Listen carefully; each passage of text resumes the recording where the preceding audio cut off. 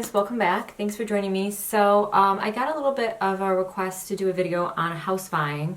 There's a fuzzy. And I really should, especially during these times. You may not feel comfortable buying during this time, naturally, even if you're getting paid. Just like being in people's homes and all that stuff is going to change. But I had a housing experience from hell. I learned a lot. I also received $20,000 in free money. You heard me right. It's a grant. I live in New York State, so I don't know if it's every state or how that works. I'm sure they have similar programs. So if you want to know how you can possibly get $20,000 to rehab your home, keep watching. So basically, I started looking for a house about 2.5 years ago, and my family is into real estate, but I really didn't really know how I was going to go about it. I started downloading Zillow app, Realtor.com, and you know, those kind of phone apps you can have. I started getting emails, and basically I was just making appointments and going to look at houses. So everybody wants more than they can afford. I'm going to give you kind of general numbers so you know where I stand. The house that I bought is like 2,200 square feet, so it's pretty big. It's a 4-bedroom home, 2 baths. It is in a very desirable neighborhood. Okay, that's the wind. And what else can I tell you about it? It needed some work, but it has like a sitting area, a dining room, a living room, a kitchen, like a separate area of it that was a kitchen. It did have a garage, but they converted that into more living space. The garage, I guess, was small, and there's a huge concrete pad that you can use to park like 2 or 3 cars. I would like to put on a carport eventually because the garage is really expensive. And like I said, there's 4 bedrooms upstairs. There is a big walk-in closet, which is shocking for the area that I bought in because all the closets are really tiny. The houses are generally older. I'm thinking it was like an add-on. So I'm telling you all this not to brag, but to show you that you can get what you want. You just have to be patient and don't allow your realtor to tell you no and push you towards things that maybe you can afford, but that you genuinely don't like. Now, I had a little bit of a different experience in the sense that I did not have to move out in a hurry. I was able to still live with my parents, and I have space where I live. My parents have like a home where we're not all on top of each other, we're not all squished in. So I was very fortunate to be able to live at home. You know, if you have to move out, you have to move out. You got to buy real estate and think of it as an investment. So if it's a home that is maybe a little smaller than you wanted or didn't have the right number of bathrooms or anything, you know, buy it, put the right work into it, sell it, and go on to your next.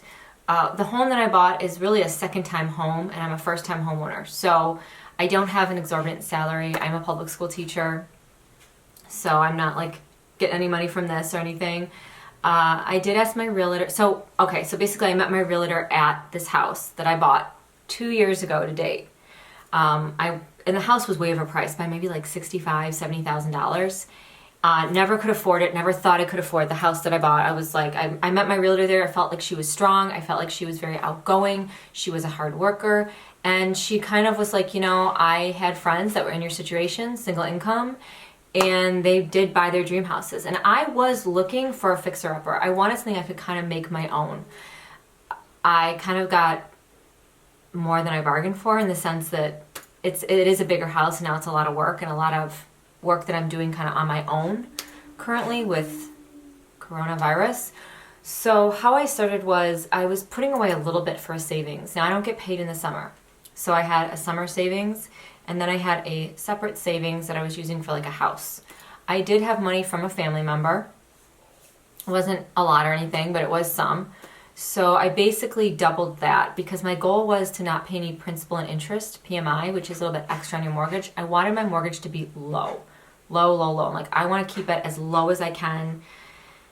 I was really confused how a mortgage worked. You know, your homeowners is in a mortgage, your taxes are in a mortgage, you know, all your payment is one. You're just doing one payment a month that's coming out of your account.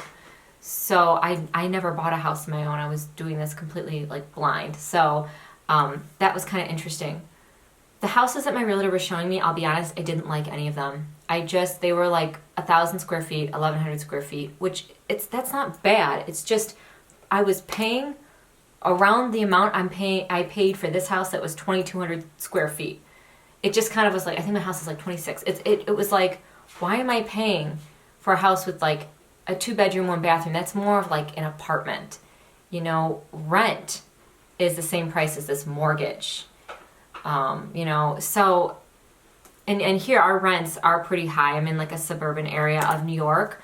So I thought about renting, I thought about getting a condo, but the price and my mortgage was the same as if I were to buy. So every house she showed me, I didn't really like. There were a few that I did, but they were either like gonna make me broke or they were like move-in ready, and yet, you wanted to do a little something adding on, but that would have cost so much more money. So it was hard. When you look at a house, you have to be able to have the disposable cash, first of all. If you're going to put a lot in, you're going to redo kitchens, you're going to redo bathrooms, you want to, paint. So my brother suggested, he goes, you're not putting away enough. He goes, put away like you're going to for a mortgage, plus $200. So really live off as little as you can, because, I was living at home, so I didn't need a lot. So I was putting away like $800, $900 a paycheck. Whenever I was getting extra money, I was putting that away too. Not even a paycheck. Was I doing? Oh yeah, I was doing it a paycheck actually. I was putting away that much money and living off of like a couple $100, like nothing. And I was also putting away money for the summer. But my brother should live as if you're paying the mortgage and you're paying the utilities. So I did that, budgeted like a couple $100 for my utilities. I always went high for stuff. And so in my 2-year slide to look at houses, I was saving up this really decent sized life savings here. I wasn't, it wasn't like a lot of people are saying like I'm buying a house and I'm getting married. I don't know how people do that, because that house is my wedding. I'm never going to be able to save like that again. That was crazy. I also found that like when I went to buy the house, it was like $50-some thousand. I'll put it to you bluntly, as a down payment, so I could pay the full down payment plus all the closing costs. The closing costs are exorbitant, you guys. And I live in New York State, so our taxes are really high. My taxes are $6,000, and that, I didn't realize in other states it's not crazy like that.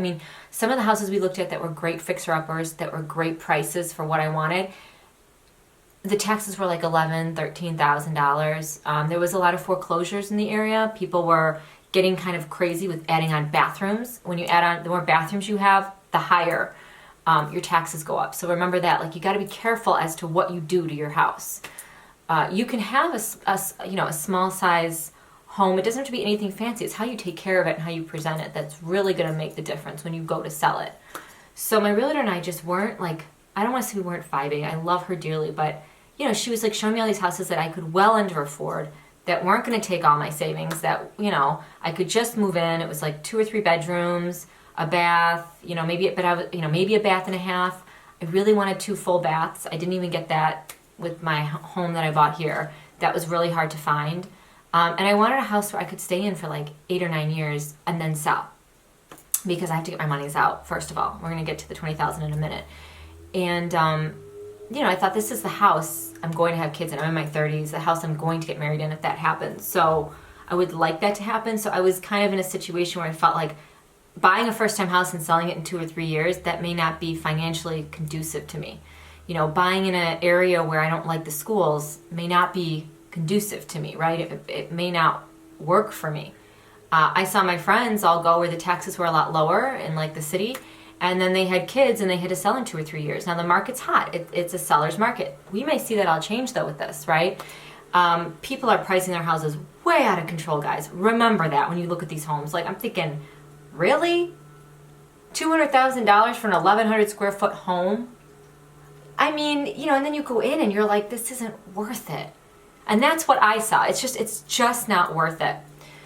So my realtor said, there are some programs out there, and I really didn't qualify for much, and a lot of them weren't really programs that were right for me. One of them that she said was through the Sony May grant program. It's for first-time homeowners, but it's also for people that aren't first-time homeowners, and you get $20,000 in free money to rehab your home. $20,000 for free. It is a pain to do. I mean, you really have to have, the problem was the guy that I worked with in my mortgage company was horrible. The whole mortgage company was awful. But they it's a new program. They kind of knew about it. They had done just a few. It's a very complicated mortgage. Like, you have to itemize everything you're doing. So we knew we wanted new cabinets in the kitchen.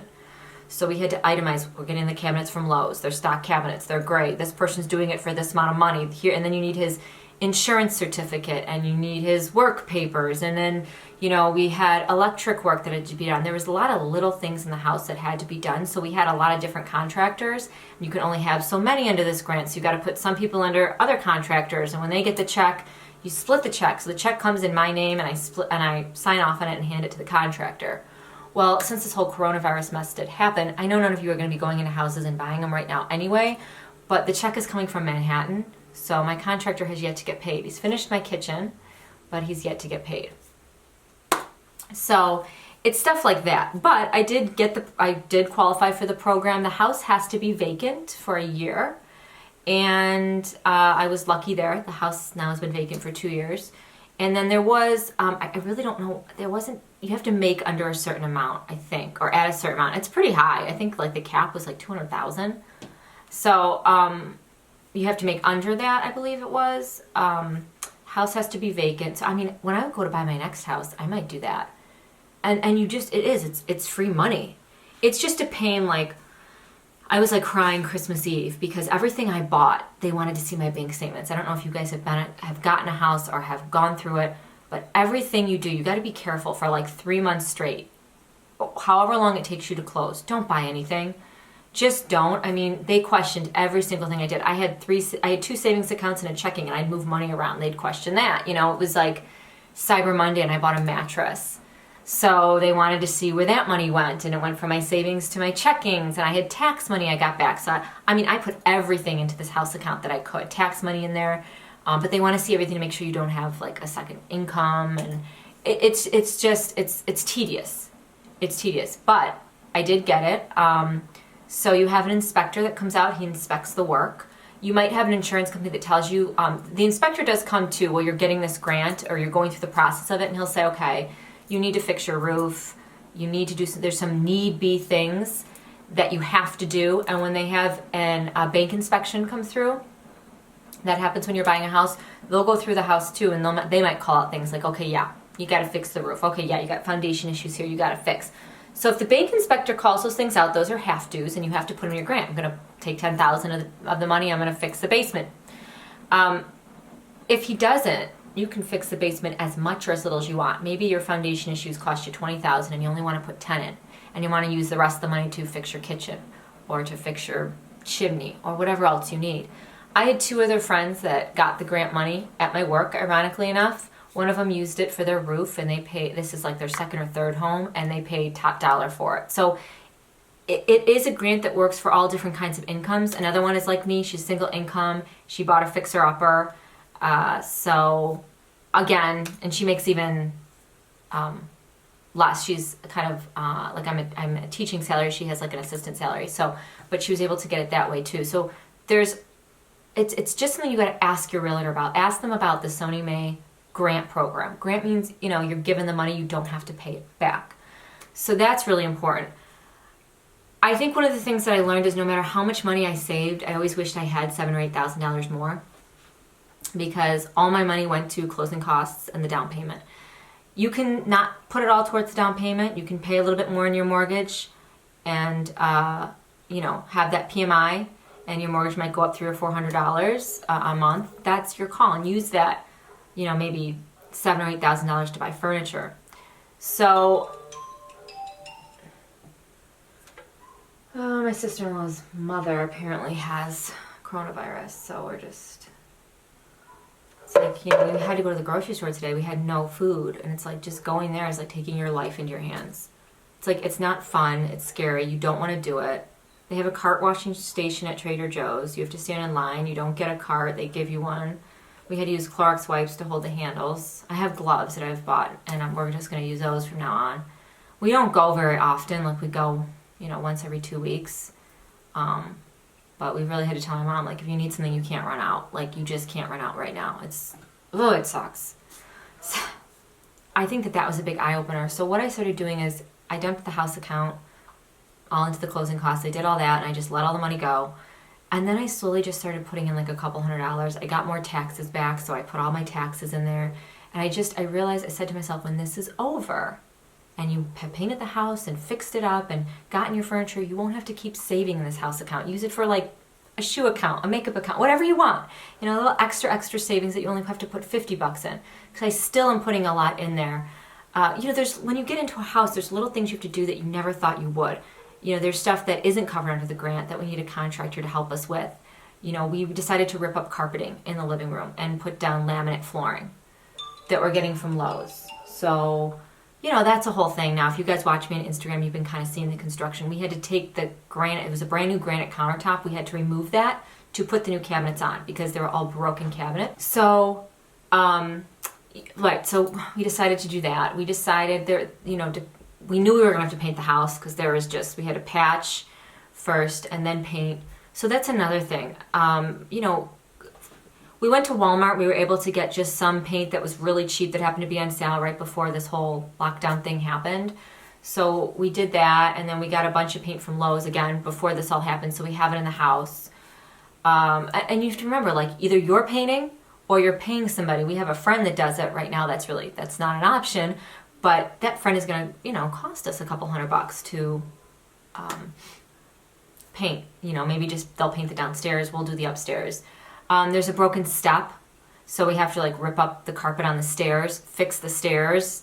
That's little things that cost money because someone is going to die going up and down the stairs. We have to put runners on the basement stairs. We wanted to buy cement paint to paint the basement, and majority of my money is going to the basement. There were some foundation issues. They're not really big.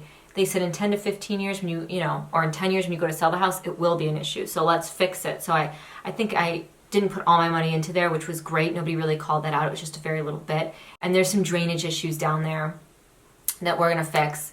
Like I said, I'm lucky. My mom loves to rehab house. She grew up in a cabinet business where they made custom cabinets. So she now, I mean, nothing's open. You can't go anywhere. So she can go down the street literally into the house. There's nobody in there, and she can, you know, sand and do a little painting and stuff that she enjoys doing. I'm lucky I have somebody like that. So keep that in mind. If you have people that like to paint or are friends, you know, give them a bottle of wine when this is all over and save yourself a little money, or give them a gift card and, you know, stuff like that. I have to clean up the carpets. There's not a lot of carpets in there. There's like 2 or 3 rooms that have little carpets.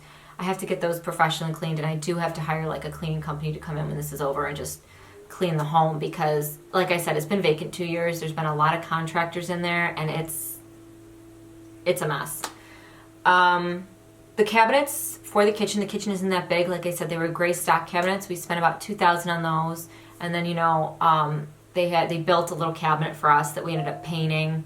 So again, you're looking at, you know, with labor, when it was all said and done, probably about $5 or $6 grand went to the kitchen. The tub was a mess. They redid the bathroom, but he didn't fix the tub, and it was like one of those really old steel like tubs. So we had bath fitter come in. That cost us like less than $1,000. They had all these deals and coupons, like call bath fitter and then put it off, and they'll keep calling you and then be like, oh, okay, yeah, now I'm ready because there's this coupon and there's this deal, and instead of it costing me $3,000, it's costing me $1,000 or, you know, $800, and you can finance these things. So we did get a new tub in. I put that on Instagram. It looks really nice. What else can I tell you? There were inserts put into the closet. I was really lucky there. The closets like sold the house. That was a huge thing. But you know, there's spiders and stuff everywhere. I really gotta get in there. But you know, we're walking around on all the carpets with our shoes and our boots on and everything because, you know, there's nothing in there, and you don't want to be barefoot in that house right now. So what else can I tell you? The grant really did help. I mean, it's $20,000 you don't have to spend of your own money. So my biggest thing that I'm telling you is save till you can't save anymore, and take your time. Don't jump. I went through this for 2 years, and I cried almost the whole way through. I just wanted to buy. I just wanted it to be over. I I wanted to move on with my life. I felt like it was failing, like I couldn't afford anything. You know, my realtor was like, you know, Danielle, I don't know what you want. I don't think you know what you want. You know, you get these mind games in your head. So now is the time. If you think about moving in a year, or you're thinking about moving in 3 years or 4 years, or you need to move now, start now. Just look online. Don't go into anybody's home right now. It's not the time. Literally just kind of, you know, like I said, go through, look online, test out realtors. You know, realtors are tricky. They're trying to sell you everything and anything. That's how they get paid. So take somebody with you every time you go. Sometimes I have trouble speaking up and saying no. What happened was, the house where I met my realtor that was way too expensive for me, 2 years later, my mom and I are just driving around the neighborhood, and we see the house. And it's now considerably $40,000 less in price. And it was probably still $30,000 out of my price range. And I said to my mom, let's like call the guy. It was for sale by owner, which is the worst because they're just bitches to deal with. So we did. And I said, I'd like to come see your house. And he tried to play us and my realtor, oh, I got this, you know, real nice person who makes a lot of money and he's going to pay me top dollar. I said, all right, well, I'm going to give you an offer. And we can go from there. He got really offended at my offer. He had only one offer on that house in 2 years, and it was $5,000 less than mine. So he's probably like saying right now, thank God I sold that house, because he wasn't living in it. He was paying for another home somewhere else, and having this second home here, he was like rehabbing, and he was doing an awful job at it. He just was doing bad shit left and right. Very shoddy construction and work. So I mean, I did him a huge favor now in this. He doesn't have to pay, you know, especially when no one's looking to buy houses right now. So he really like screamed at my realtor. He screamed at me, you know, I'm not going to, you know, give you this home. I'm like, listen, it doesn't have air conditioning. It doesn't have a garage. You made like a second kitchen, which I don't know what I'm supposed to do with that. I have to figure out how to make a second kitchen look appropriate. Like, yes, it's in the perfect neighborhood, but it needs a lot of work. So we held firm in our price. We didn't go up, and took about 3 months for him to finally just say, okay, you're right. I have to get rid of it. You know, he tried to haggle me. We stayed firm. My realtor was really good about it. She was like, no, we're staying at this number. Even though I was thinking, do we just go up and just $5,000 and just take it and be done? And we stayed firm and got it. So, I mean, 2 years later, I bought the first house I ever saw that I could never have afforded, is my point. And on top of it, I was able to qualify for this grant that gives me free construction. Now, we are in the middle of a pandemic, okay? So my construction is halted. There's nobody in the house doing any work. We can't go out and buy anything. We wouldn't go out and buy anything. Like at Lowe's, people are going to Lowe's and Home Depot. I told you guys that, to like buy all stuff for their home improvement. We're not doing that. We're really not. So we're just working with what we have. But we have the time now to do this stuff instead of just on the weekends. Like, I ordered a bunch of furniture, which did get delivered before this happened. I didn't put it together. I haven't even taken it out of the boxes. It's just kind of sitting there. But I have all this time now to look for furniture. I bought these really cute mirrored silver metallic dressers. And they're just like the tall ones that are like 6 or 7 drawers on Amazon for $300. And they're going for like $700 in other places. The same make and model of the dresser. So, you know, look around for stuff. TJ Maxx is great. Home Goods is great. But it can be a little on the pricey side. Tell you, yeah, that is my biggest thing, guys. Just even now, if you're getting paid during this, if you're getting paid and you have a steady income, maybe you're essential, maybe you're not, you're off, you're a teacher, but you're still right now at least getting your salary. Let's say, put all that away into savings. You're not going to take it anywhere, right? You're not going shopping with it. Put it in a forced savings. So if you're somebody that's like, I like to save for me too, which I'm that kind of person. I put away extra money in the summer so I have money to spend. You know, I can pay my bills, but also go to Nordstrom Rack here and there, right? So give yourself 2 savings. You can open up those accounts. It's free. Start with like as much money as you can put in there. If you can put $1,000 in there, start with that. Just start with that. Every paycheck, just put $100 in there. $200. That is going to add up. That is my biggest thing to tell you guys, is to save. Because you don't have to buy a house you don't want to when you have the money. Like my realtor says, you know, Danielle, you're looking at these houses that aren't in your price range. Where are you getting this extra money from? Are your parents going to give it to you? My parents said, you can give me a dime. I did all this on my own. I said, no, I got enough money. Trust me. She goes, how? I said, I doubled. I was lucky. I did have that little amount from my family member.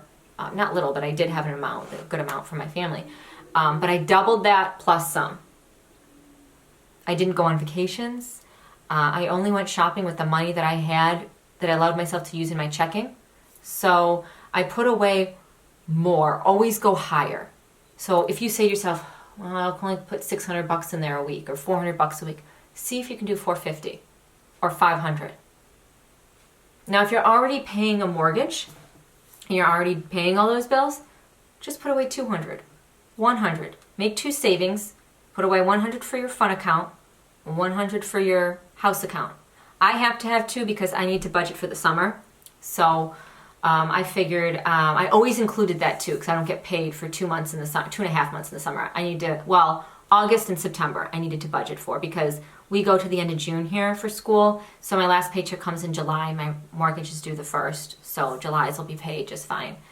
But now I have more than enough money in my savings because I've been putting away, instead of putting away $350 or $300 a month to pay my bills, I've been putting away $300 a paycheck. So I have even more. So I can still make my bills right now if my pay would be frozen in like May or June. And if it isn't, that's great. I will have a little bit of extra money to live off of. You know, I saved double in the summer than what I'll need. And then also, if I don't use all that money, it jumpstarts me for the following summer.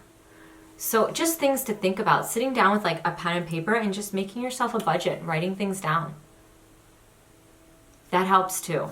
So you can do it now if you're getting paid. Now, if you're not getting paid any money, maybe you're just getting employment, you're just making your bills. Just worry about that right now. And look, write down places that you like. I, in my situation, had to really go on taxes. It wasn't really the price of the house, it was how much taxes were, because taxes are a killer in New York State. So just be mindful of that. See your taxes. Download mortgage apps, like Zillow has a mortgage app, and you can put in, you know, your finances and everything and see how much it costs, see how much your monthly payment is. Look at what you normally get paid, budget for that. If you're getting unemployment and you're able to put away $100 right now, fine. If you need that $100, move it back and pay your bills. No one's going shopping right now. No one should be ordering things online. No one should be doing anything but chilling. So now is the time to get your head on straight for this. Don't be afraid to tell your realtor how you feel. And if you're not feeling it with your realtor, it's not vibing. I didn't have to sign anything, which was great. I went with Keller Williams Realty. They were wonderful. So I was really lucky there. My mortgage company was actually horrific. I would never use them again. They were an absolutely horrible company. They screwed me to the very end. You know, and it was a program that I don't even think that they were fully aware of. I started out with somebody that really didn't know a lot about the Sony May grant, so that was the problem. You got to just stay on top of them. Make sure whoever you're working with, if you are getting this grant or a grant like that, knows, okay, you need to have your contractor paperwork. You need to have everything itemized. You need to have this filled out. You need to have that filled out. You need to have only this many contractors. You can put this contractor under this contractor. You know, and remember though, you're still saving. Even when you buy the house, you still have to save because there's going to be work that needs to be done at the house that you didn't even think of. For example, the house needed 4 or 5 doors because the foundation moved so the doors weren't shutting. He took them off and threw them away. Don't get me started. Yeah, so I guess that's like my biggest thing is I would just suggest, like, just make sure that you budget, save, know what you want your expenses to be, and don't settle, you know. Don't allow yourself to get carried away with getting a mortgage. Well, I qualify for this, and then, you know, this happens, and maybe you're somebody then that isn't getting paid through this, and you no longer qualify for that. You can't make your mortgage, you know, you weren't going under where you need to be. You don't have, my point is, you don't have to settle for like a house that you don't love. You really should love it. You should feel something for it. And you don't have to settle because of your income, is my point. Don't feel that way. Take your time. And there's a lot of houses out there. A lot to go up and down. Just drive around your neighborhood. You're going to find houses. Just know that. Go under your budget. Make sure that you stay within your means, you know, so that you can still enjoy life. Because people qualify, like banks are qualifying people for these really high amounts. But then it's like, okay, well, I qualify for that, but if something happens to me or something happens to my spouse, I can't make the bills on my own, or my spouse can't make the bills on my own, or something like unprecedented like this, and then it's like you get behind on your mortgage, you're living on credit, and you can never catch up. Yeah. So that's it. I hope you guys enjoyed this video. I'm going to do a video coming up next week on how to cut your own hair in the quarantine. It's very easy, simple 3 steps. Even when people are splitting their hair and like showing you how to cut it and angling it and doing, I'm like, no, we're not doing that. I'm just going to show you how you can do it. Just very easy. If you have really short hair, we might have to adapt it for that. So I've got kind of 2 ways on how you can do it. Just getting rid of the dead ends. And like I said, it's going to be a 3-step process. It's so easy. I do it all the time. I don't think anybody ever notices anything different with my hair, which is a good thing. Yeah, so we'll go from that. Okay guys, so thanks for watching. Please like this video, subscribe, and let me know anything else you guys want to see in the future. I'm happy to do that for you. Stay healthy, stay well, know that I'm thinking about you, and you know, we're going to get through this the best we can. Bye guys.